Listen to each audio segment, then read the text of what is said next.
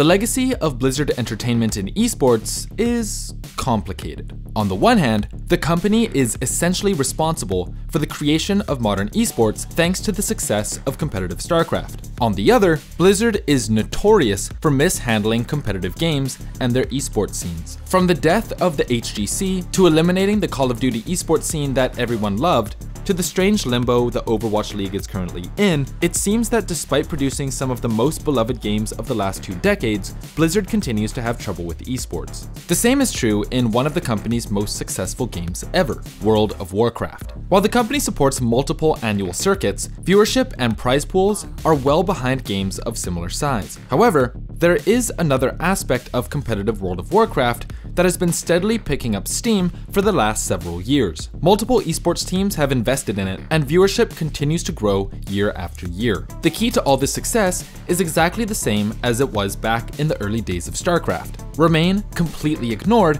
by the company that makes the game. By leaving things in the hands of the community, World of Warcraft's top players have uncovered a monumental success unlike anything else in esports. This is the story of how MMO players combined esports, speedrunning, and a whole lot of spreadsheets to create an esport unlike anything you've ever seen.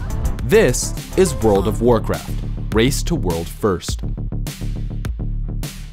While every game genre differs in its competitive formats, they all basically follow one fundamental rule: players play against other players. In World of Warcraft, this is known as player versus player, or PvP content. Arenas, battlegrounds, and city raids all fall into this category, where players fight directly against other players. But MMOs like World of Warcraft have a second category of content known as PvE, or player versus environment, where players work together against the game itself. This is where a bulk of the game story is told, and the most difficult content in this category is known as a raid, a massive dungeon filled with bosses that require huge groups of players working together in order to complete them. Raids have 3 main difficulties: normal, heroic, and mythic, with the latter requiring at least 20 players in order to complete in the current version of the game. For the most part, raids aren't strictly competitive. Teams, known as guilds, can complete them at their own pace, and their success or failure isn't impacted by the success or failures of other guilds, at least in the game itself.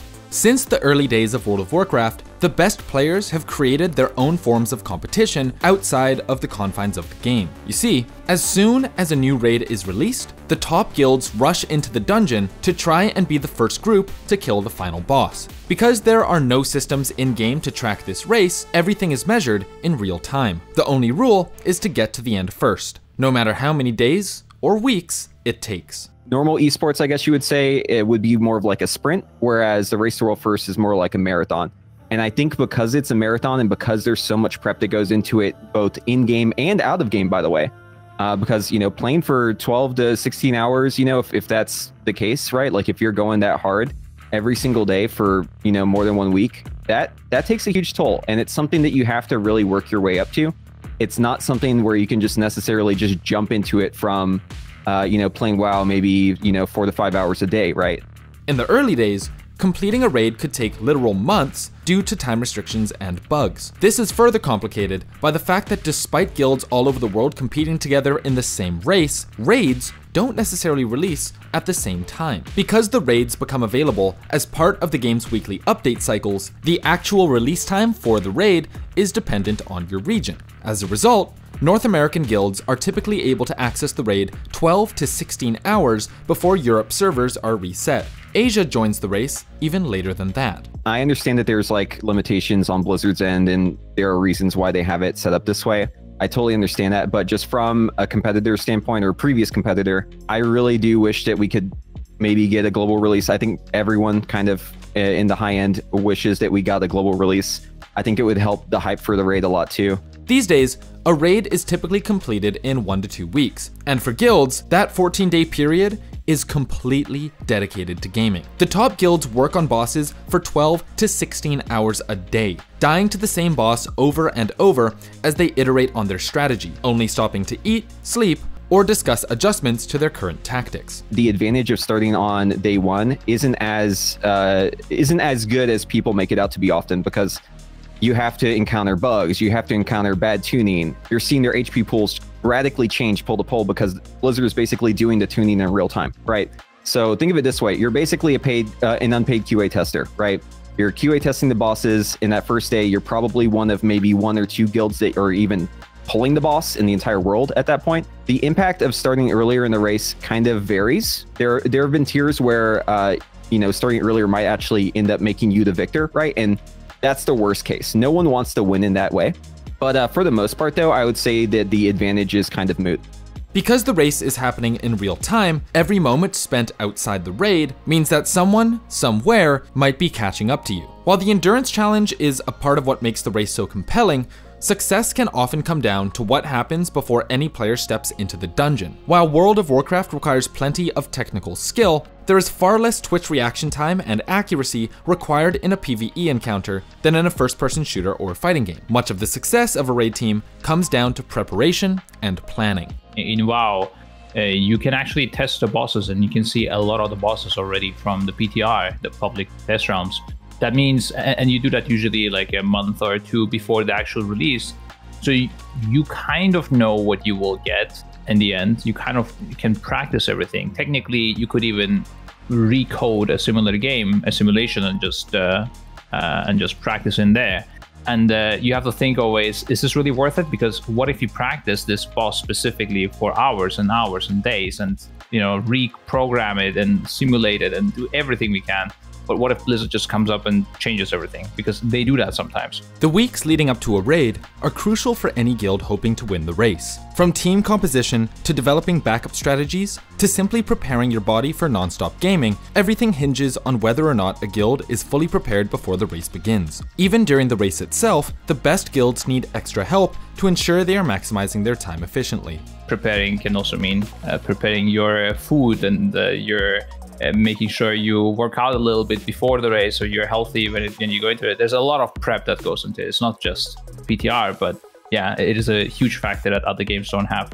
One thing that makes World of Warcraft particularly unique among esports is the game's acceptance of additional programs or mods. Everything from custom UIs to sound effects that warn when a boss is using a special ability can be coded into the game to help players perform better. For example, the boss Fate Scribe has a complex mechanic that requires a specific number of players to rotate rune wheels on the ground. If the runes aren't rotated to their proper position in a short window of time, the fight is over, you lose, good day sir. In a raid race, efficiency is everything. So time wasted figuring out who should stand on what rune wastes time that could be spent focusing on killing the boss. So, a special program was written that would automatically assign players to specific runes each time the ability occurs. While there are instances of weak auras being used to circumvent mechanics or radically change fights, the majority are used for instances like this, eliminating confusion and increasing consistency. The more consistent each attempt on a boss is, the quicker a strategy can be refined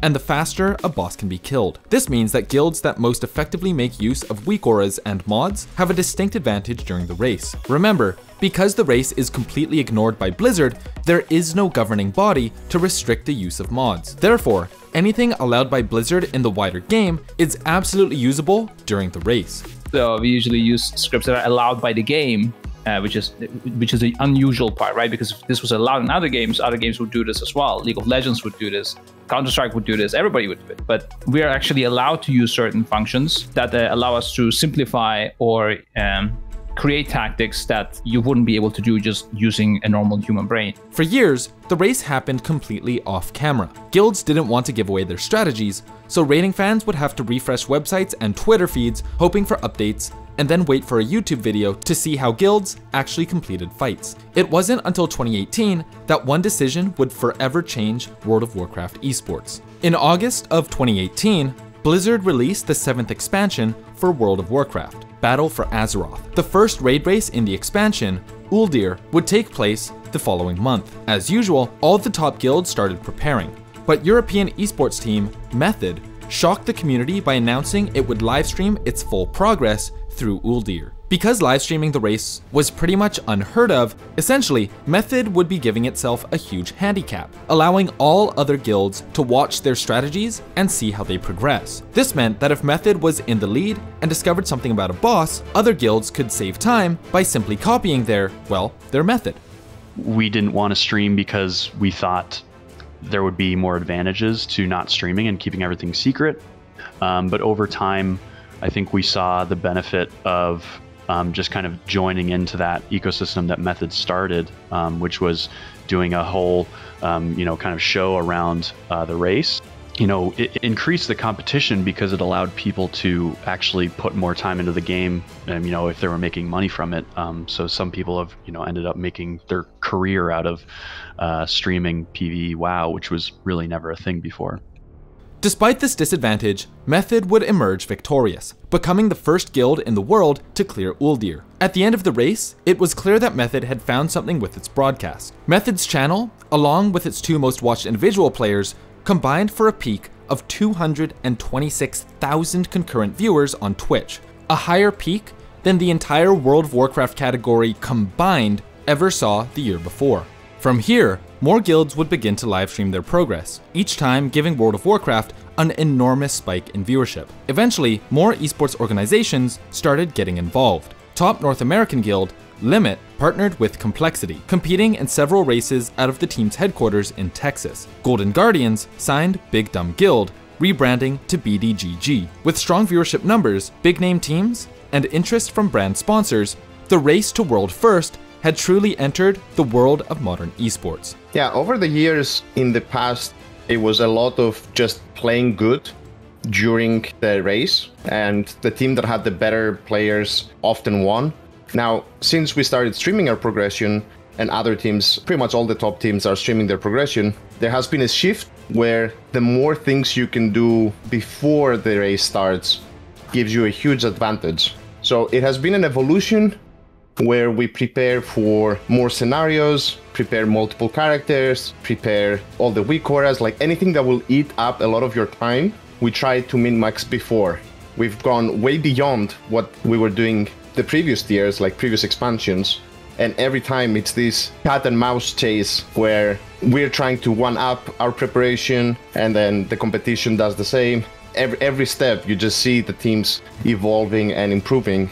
As the viewer experience and business of the race continued to evolve, the arms race between top guilds accelerated further and further. More support staff, better mods, and more effective preparation fueled Method's continued success. When the guild was finally dethroned in early 2020, it was at the hands of Complexity Limit, bringing to bear perhaps the most important innovation the race has seen in the modern era, the 21st man. At the end of Battle for Azeroth's final raid, Nyalotha, raid leader Maximum, removed himself from the guild's 20-man roster, effectively becoming the team's shot caller. From outside the fight, he directed the 20 players in-game to their first live-streamed Race to World First win, and in a moment, changed the race forever. 1, let's fucking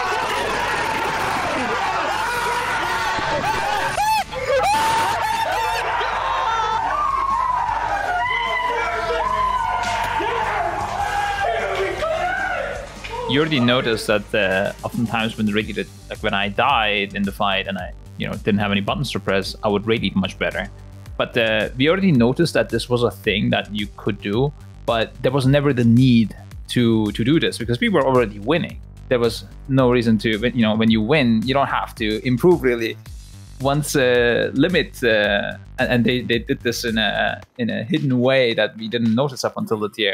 And when I noticed this thing, along with also Roger suddenly being able to call much better from the outside, it's just, after the tier, there was no doubt in my mind. It was not really this crazy evolution that took really long, but rather, oh damn, now we have to really do it. Some community members considered this cheating since the raid leader wasn't technically a part of the raid in-game. But remember, there are literally no rules to the raid race. This is not an officially sanctioned esport. There are no referees, no official governing body, no prize pool. The only rule is to do whatever it takes to defeat the last boss before the other guilds. The 21st man is an advantage so strong that it immediately became a requirement for any guild hoping to seriously compete for first place. And you don't have to play a character anymore. So the level of focus on raid leading is 100%, and you don't need to be distracted by having to play in the game.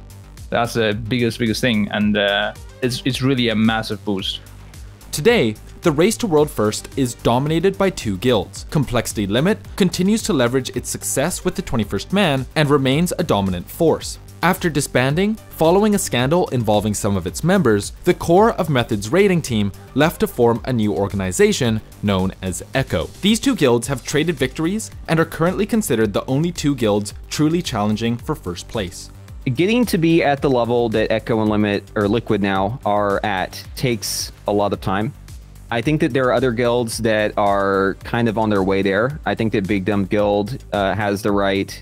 They have the right backing. They're starting to improve their roster. They're starting to improve their like infrastructure behind the scenes. I'm not super familiar with them, but it seems like they could get there maybe in a couple tiers. But I think the outlook is good, right? Liquid getting into the MMO scene is a signal to me that maybe other orgs might also join in. And the biggest barrier of entry when it comes to playing this game at a professional level is securing the ability to do it monetarily, right? You can't just be playing World of Warcraft 12 to 16 hours a day every single day and also work a day job and keep your sanity if you do that for multiple years in a row, right? Like you have to be able to have some sort of security in what you're doing. So anything that gets the players money and allows them to basically make this a career, I'm super in favor of. And I think that the signal of Liquid entering the MMO scene is a good signal for other organizations maybe to start taking a look. While Echo chose to go its own way, Limit recently parlayed its success into a landmark acquisition by the esports organization Team Liquid. The acquisition was reportedly worth several $1 million, with Team Liquid absorbing Limit's more than 40-member staff. Maximum even received a minority share of ownership in Team Liquid. The deal is a ringing endorsement of the potential future of the race to World First to continue growing and even expand beyond World of Warcraft. As more major esports teams with deep pockets join the race to World First, the level of production and support is growing fast, such as the high level of production efforts from Team Liquid, who debuted their new guild as part of the Sepulture of the First One's race live from Boston, featuring a broadcast team of 11 on-air personalities from across the World of Warcraft scene, providing coverage for the event. How long I have waited.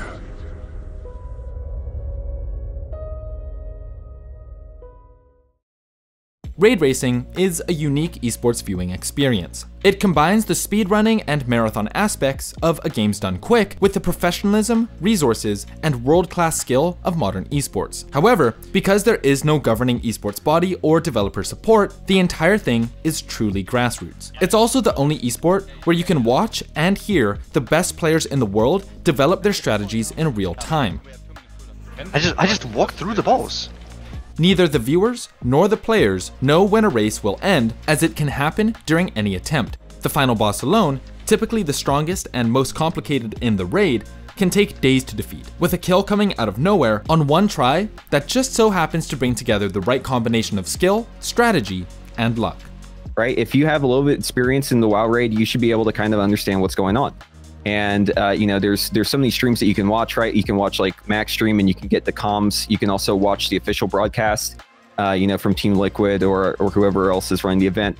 One of the reasons why the race is so successful is because it's a very adaptive kind of format. It's a very long kind of format. It really takes a toll on the players, and it's really fun to watch because you get really invested in it, right? Like there's just so much prep and so much energy, and it lasts so long. It's like the perfect spectator sport for Twitch, honestly. Let's go!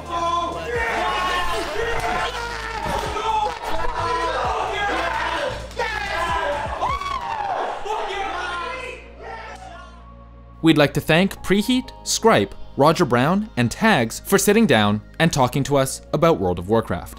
What are your thoughts of World of Warcraft Race to World First? Is raid racing a real esport, or does there need to be a governing body which sets rules and limitations for players and guilds alike?